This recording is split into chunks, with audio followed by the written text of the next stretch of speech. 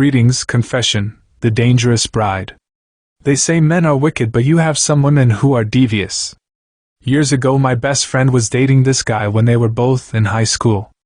They had the perfect high school love, they were always around each other. That love blossomed and kept going after then. The guy's family was somewhat wealthy, so they gave him a business to run, and the girl was a part of it.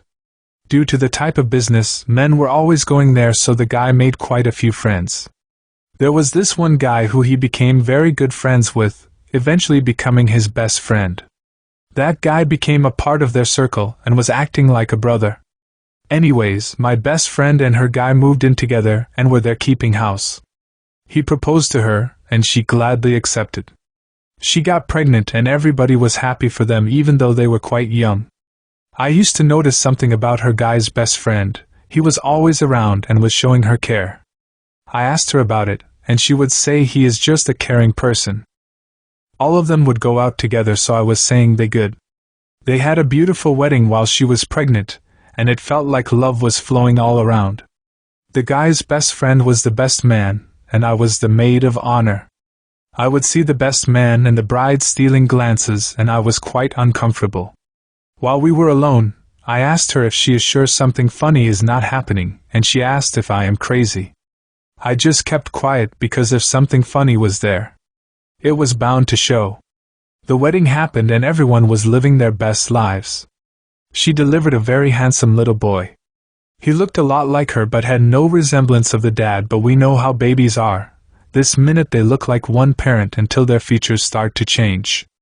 Something just kept popping in my mind, that something fishy going on, but I just minded the business that paid me. Over the months the baby wasn't getting any features for the husband, and when I looked at him closely, he resembled the best man. I was thinking maybe it was my mind playing tricks on me, but I know what I was seeing. Everything crashed open after one night when there was a dispute between the couple. The husband slapped the wife, and she called the best man.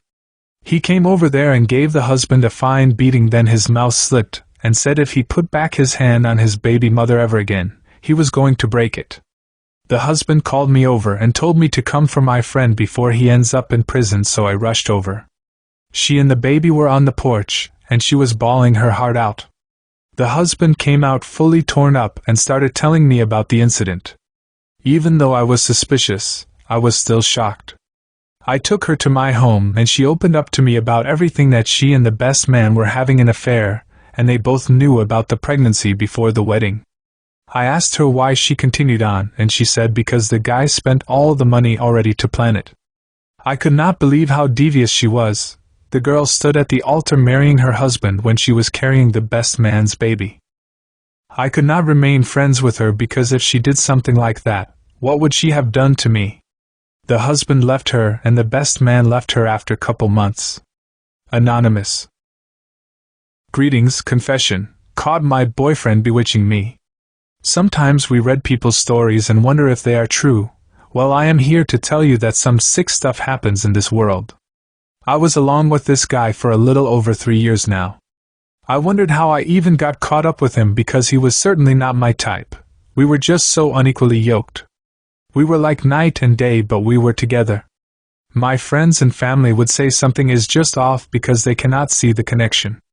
I think what drew me to him was his skills in the kitchen. The man can turn up some food. Yes, I love my belly. One night I went out with some coworkers and the man just appeared up staring me down. That night we argued so much and I told him I was going to leave. The man responded saying you wish you could and laughed. All the pack I packed up, I went nowhere.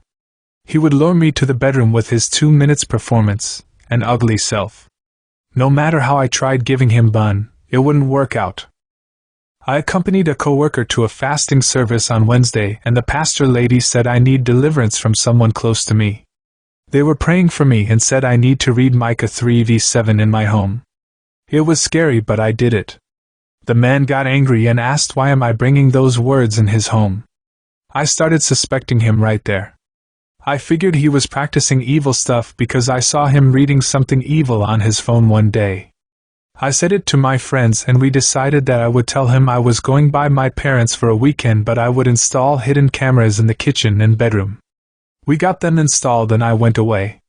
The first night everything looked normal, but the second night hell broke loose.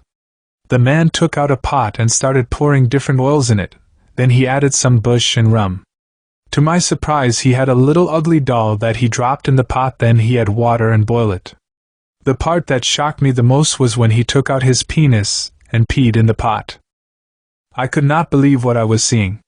The devil went for one of my underwear and dropped it in the pot and started stirring while reading something from a book. I could not hear what he was saying because the camera had no audio.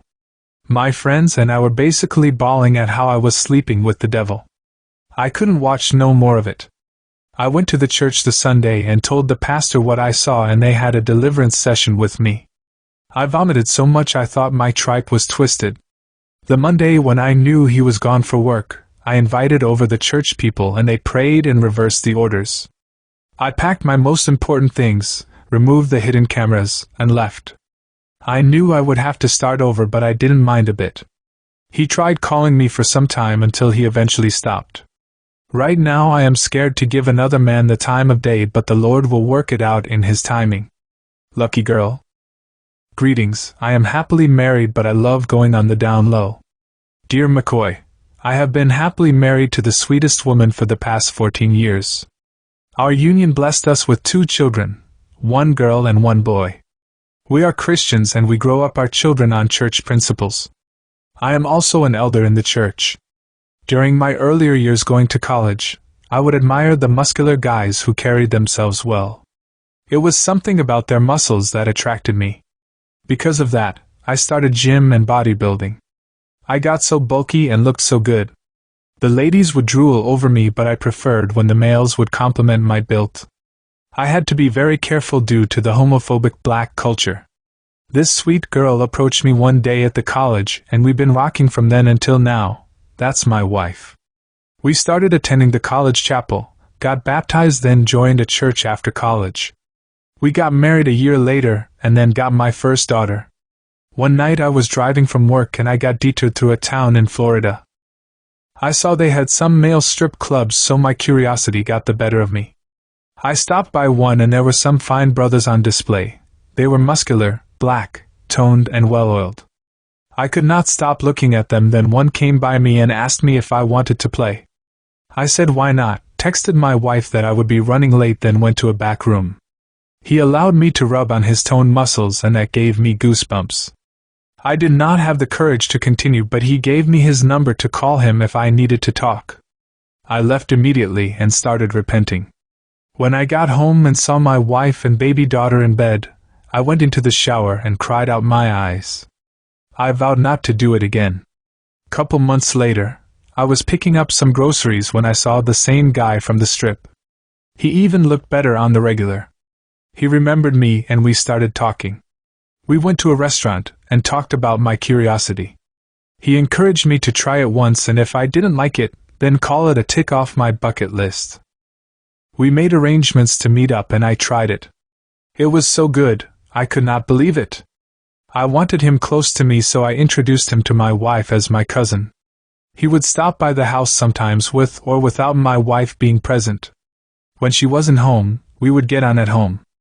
I got my wife pregnant again and decided I would stop doing the wrong. This time I got my son and I was so happy. Then I started feeling sad because I was praying he did not grow up with tendencies like me. I broke it off with my cousin and was living right for like 3 years straight. I told my wife my cousin left the state for work. I felt clean and revived and got active in church. That's when I became an elder. Life was going on so good. This young guy started working at my job and he looked adorable. He would eye me and smile, but I fought the urge to respond. One day I was in the men's room when he entered. When he saw we were alone, he bolted the door and came over to me and kissed me. I could not resist and I gave in to him. We started meeting each other at hotels and would sometimes go out of state on business trips. The issue is that I think I am in love with him, but I love my wife. My wife told me the other day that she thinks I am having an affair, but I deny it. How can I admit to having an affair with a man? I try to stop, but I cannot. This man even visits my church sometimes. I am afraid that it will all come crashing down one day. Oh, Florida dear, Oh, it is clear that you are not happily married as you suggested. If so, you would not have been cheating moreover with men. It is not safe nor fair for you to be going with your wife and these men. She does not deserve that treatment. You need to tell your wife of the situation and allow her to make her decision. You don't want the embarrassment and disappointment when things reach the open. You should also renounce your position as elder in the church, as you cannot be serving two masters at the same time. Write to us via WhatsApp 1-876-353-1389 and remember to subscribe and share, dear Mckoy.